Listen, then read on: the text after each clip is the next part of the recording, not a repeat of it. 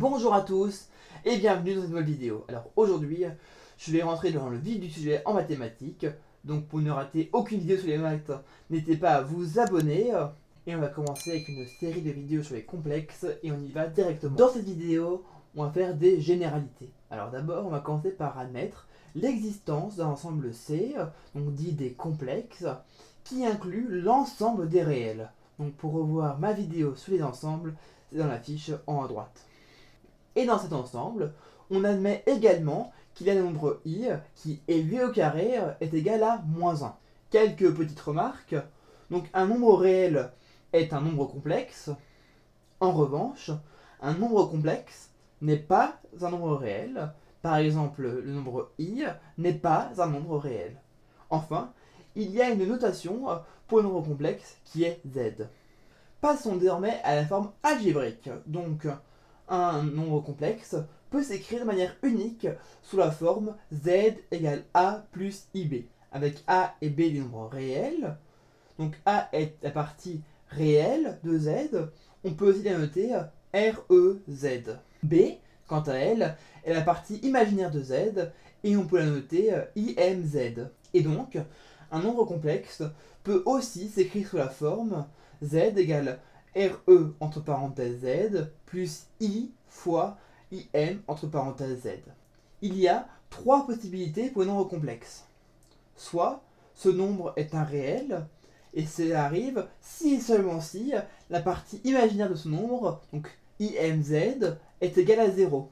Et donc dans ce cas-là, eh bien Z sera égal à A. Ensuite, un nombre complexe peut être un imaginaire pur, si et seulement si sa partie réelle vaut 0. Et auquel cas, on va avoir eh bien, z égale ib. Enfin, un nombre complexe peut également être nul, et cela peut arriver si et seulement si sa partie réelle vaut 0 et sa partie imaginaire vaut 0. Ensuite, il y a quelques petites règles de calcul à savoir pour les complexes. Donc elles vont rester les mêmes que pour les réels, mais on va les revoir ensemble. Pour ces règles de calcul, on va avoir besoin de z, z' et z seconde, qui sont tous les trois nombres complexes. Donc si on prend par exemple z plus 0, ça va être égal à 0 plus z, qui va être égal à z. Pareil, si vous prenez z fois 1, ça va être égal à 1 fois z, et ça va être égal à z aussi. Pour les additions, si vous additionnez deux nombres complexes, eh bien, vous pouvez modifier le terme, cela n'aura pas d'importance. D'où le fait que z plus z' égale z' plus z. Toujours dans une logique d'addition, si on a z plus entre parenthèses z' plus z seconde, ça va être égal à entre parenthèses z plus z' plus z seconde. Mais ça va aussi être égal à entre parenthèses z plus z seconde plus z'. Pour la multiplication, c'est pareil qu'avec les réels, encore une fois. Donc si z facteur de z', z seconde, ça va être égal à z seconde facteur de z, z', mais ça va aussi être égal à z' facteur de z, z seconde. Ensuite, la règle de la distributivité va elle aussi s'appliquer.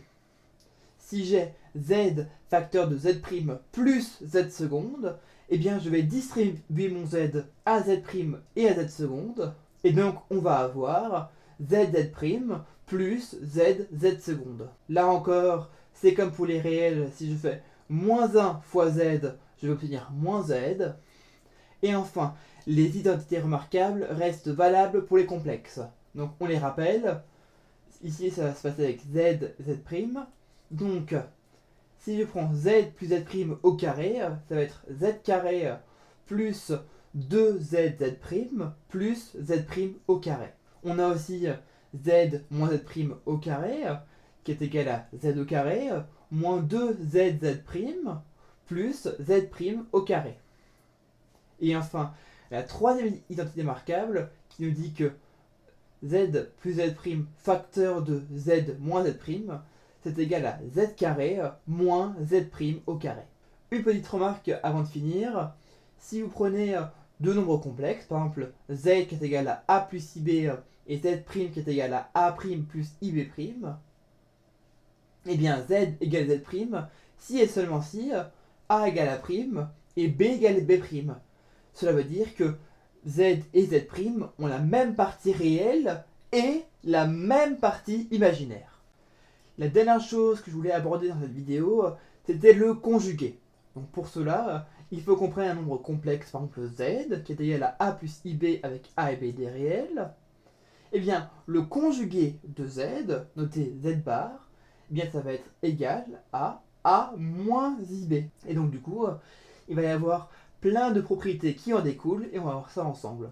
Pour voir ces propriétés, il faut d'abord qu'on définisse z et z' des nombres complexes, alpha qui va être un nombre réel et n qui va être un entier relatif. Tout d'abord, si on prend le complexe d'une addition, donc si on prend z plus z' bar, eh bien on va avoir en fait la somme des complexes, c'est-à-dire z bar plus z' bar. Si on prend le conjugué d'une soustraction, donc par exemple z moins z' bar, eh bien on va obtenir la différence des conjugués, c'est-à-dire z bar moins z' bar. Ensuite, si on prend le conjugué d'une multiplication, par exemple z bar, cela va être égal au produit des conjugués, soit z bar fois z' bar. Ensuite, le conjugué de 1 sur z, donc entre parenthèses 1 sur z et tout ça bar, c'est égal à 1 sur z bar. Alors, pourquoi 1 ? Parce que le conjugué d'un réel, c'est le nombre réel lui-même. Mais on va voir ça tout de suite après. Et attention, ce n'est possible que si z est différent de 0. Ensuite, le conjugué d'une division, c'est-à-dire le conjugué de z sur z', cela va être égal au quotient des conjugués, soit z bar sur z' bar. Ensuite, le conjugué d'un réel fois un complexe, par exemple alpha z bar, va être égal à alpha fois z bar. Comme je l'ai dit avant, pour n'importe quel alpha réel, eh bien, le conjugué de alpha, ce sera alpha. Le nombre conjugué intervient sur la partie imaginaire de z. Or, dans un nombre réel, il n'y a pas de partie imaginaire. La partie imaginaire est égale à 0. Donc, cela ne concerne pas les réels. Pour le conjugué d'une puissance, par exemple z puissance n bar, eh bien, on va avoir z bar puissance n. En fait, c'est ce nombre conjugué qui va être élevé à la puissance n. Enfin, si on prend le conjugué de z bar, on va obtenir le nombre z. Quelques petites propriétés pour finir cette vidéo. Z plus z bar, c'est égal en fait à 2 fois REZ, donc la partie réelle de z. Et donc, REZ, ça va être égal à z plus z bar divisé par 2. Dans la même logique, z moins z bar est égal à 2i, attention, 2i fois la partie imaginaire de z, donc im de z, est égal à z moins z bar divisé par 2i. Ensuite, le nombre complexe z est un réel si et seulement si z bar est égal à z. Et encore une fois, dans la même logique, z est un imaginaire pur si et seulement si z bar égale moins z.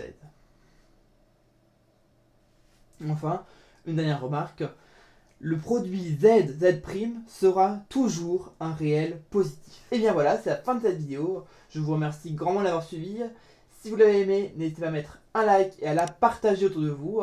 Elle pourra aider sur plein de vos camarades. N'hésitez pas non plus à vous abonner pour ne rater aucune des prochaines vidéos sur les mathématiques. Je vous mets par ici ma dernière vidéo sur les mathématiques où je parle des ensembles de nombres. Et pour continuer à réviser et apprendre, c'est par ici avec les révisions express. Sur ce, moi je vous dis à la prochaine. Salut à tous!